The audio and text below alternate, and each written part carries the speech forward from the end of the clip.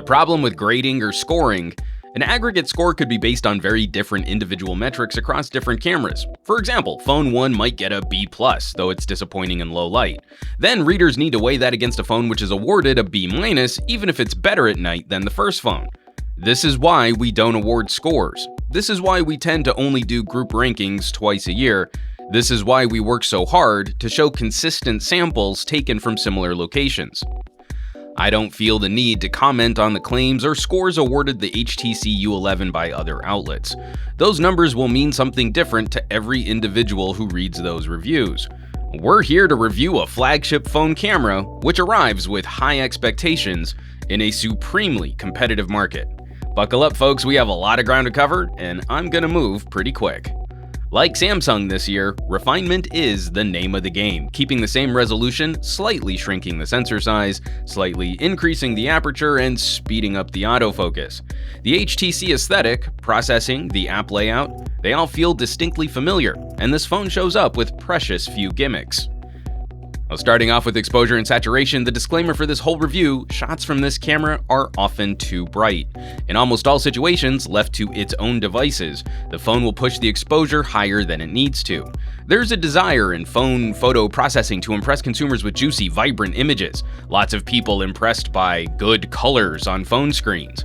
The U11 takes us to the edge of what we should expect from phone metering.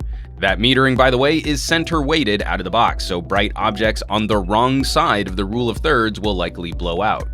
When you do rein in the exposure, images are nicely saturated. Blues, greens, and browns are wonderfully represented. Skies have a minimum of grain in uniform sections of blue. Warmer colors are always tricky, like the yellows in this dandelion starting to clip detail, or my favorite bougainvillea blossoms which sizzle pushing into magenta territory.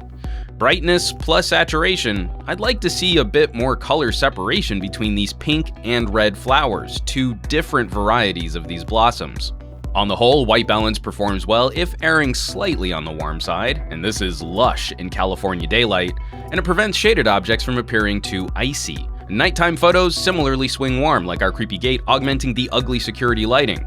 This is a bit thick, but I prefer phones which favor lighting information over trying to find the true scientific white of your subject.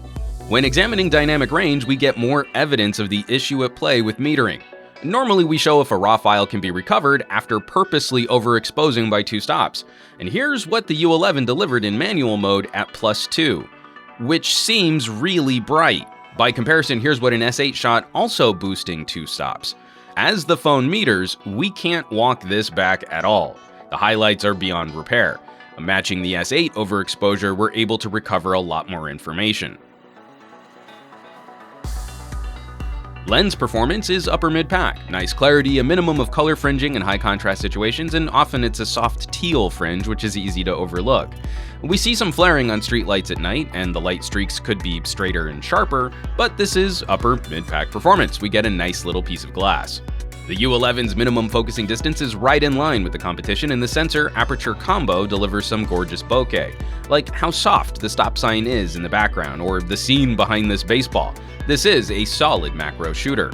Likewise, zoom performance is on point, plenty of resolution to crop in on small street signs, and the sampling preserves detail well. Looking at video, HTC nicely balances reach against clarity. The scene is blown up and there's some sharpening, but this is still perfectly usable. Much noise was made about the improvements to the autofocus, and HTC should rightfully be patting themselves on the back. This is snappy and fast, right in line with the Pixel, maybe just a step behind the Galaxy. I rarely faced a misfire or misfocus, but I still maintain my gripe with phones that show a positive focus lock when the subject is obviously not in focus. I'm too close to this little flower, maybe I should have gotten a red circle here, just a suggestion. With center-weighted metering, users aren't likely to see much difference when using the HDR mode. Happily, highlights are kept about the same as standard pics, so HDR here really is just another shadow boosting mode. Many test shots came back where I wouldn't have been able to tell which was a normal shot and which was an HDR had I not taken the photo. A precious few Android phones really get this kind of multi-exposure processing right. And panorama stitching is better than average. A quick scan across your scene pieces together a bold, wide shot. But really busy objects like these power lines will often get split up. A little patience will clean up most panoramas. We'd call this very good, but not quite top-tier image stitching. And selfies aren't my favorite, but we still have to look at this front shooter, I guess. A higher 16 megapixel resolution than the rear camera, but we lose the image stabilization found on the HTC 10. Output is fine, but I found several shots which were a touch soft for having more pixels in good light. Now, people have joked about the mirror finish on the back of the phone, but it is really easy to pull off a rear camera selfie. And taking a look at low light performance, this phone is often working harder than it needs to. This is unnecessary to capture the feel of a well-lit street scene. And we've also mentioned how it exacerbates what would otherwise be minor lens flaring.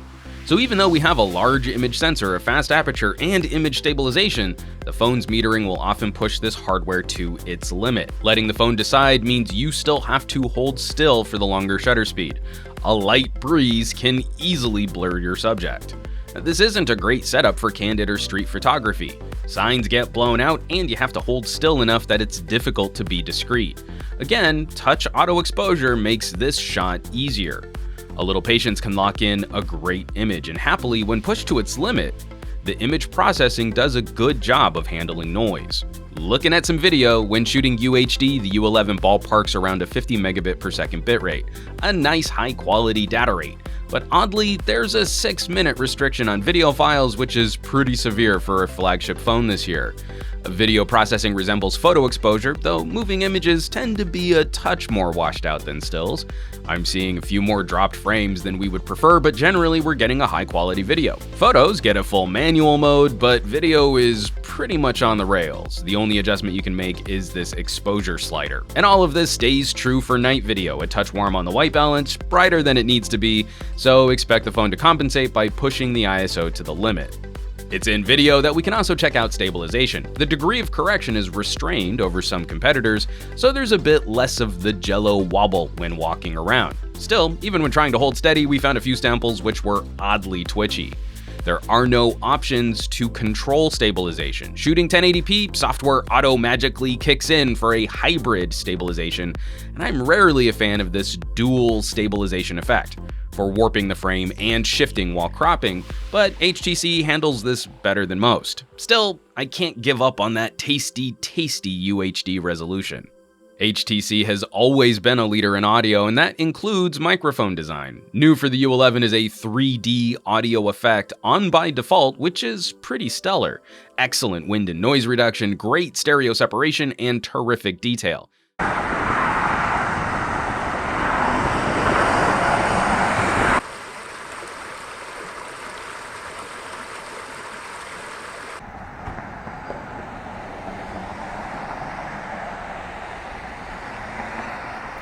One small issue in terms of phone design, HTC warns you not to block the mics and literally shows someone holding the phone in the most gingerly fingertip way possible.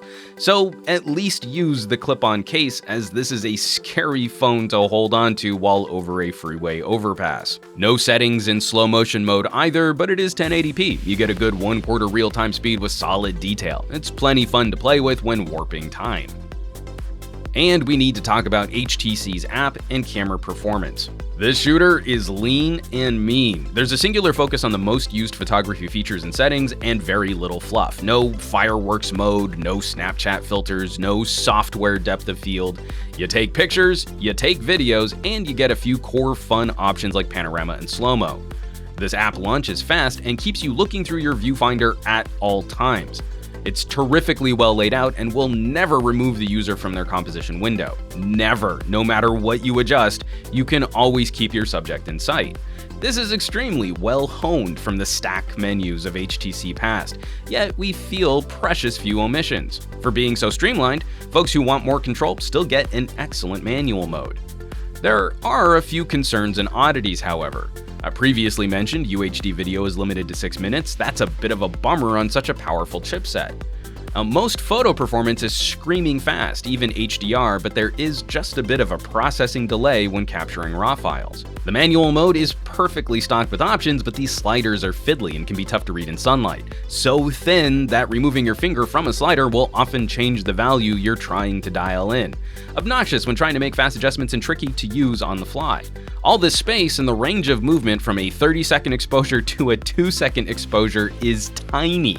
In 3 steps, we get a blown out long exposure to way too short of a shutter speed to really streak some taillights. And lastly, we'd probably recommend against using the squeeze gesture for the camera. Introducing any kind of grip change is likely to move the camera at the last moment before a photo fires. Take a low light rear camera selfie.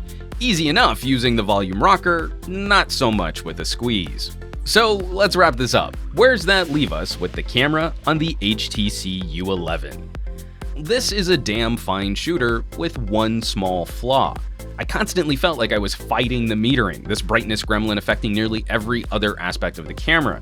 Pretty much every shot taken felt like it needed an adjustment until I switched this mode over. Otherwise, this is great hardware with fast, consistent performance and an app free of distractions. Folks looking to focus on getting a photo or video efficiently will be well served. It does lack a little pizzazz though. We're not dodging gimmicks, but a little razzle-dazzle never hurt anybody. Those looking for a bit more flavor or a little more fun might find this setup dry. Turning out great hardware has never been an issue for this company, but sometimes consistently good hardware isn't enough of a story to spark consumer interest. The shooter on the U11 is very good, maybe even great with a bit of polish on a future software update, but it doesn't take any risks. As always, thanks so much for watching. Be sure to subscribe to this channel and hit that bell for our full U11 coverage, including Jaime's phone review and our in-depth look at HTC's audio. These camera reviews still need your support. Sharing on your favorite social networks is greatly appreciated. For Pocket Now, I'm Juan Carlos Bagnell, author of Take Better Photos, Smartphone Photography for Noobs, available on Amazon Kindle, aka Some Gadget Guy on Twitter and Instagram. And I will catch you all on the next review.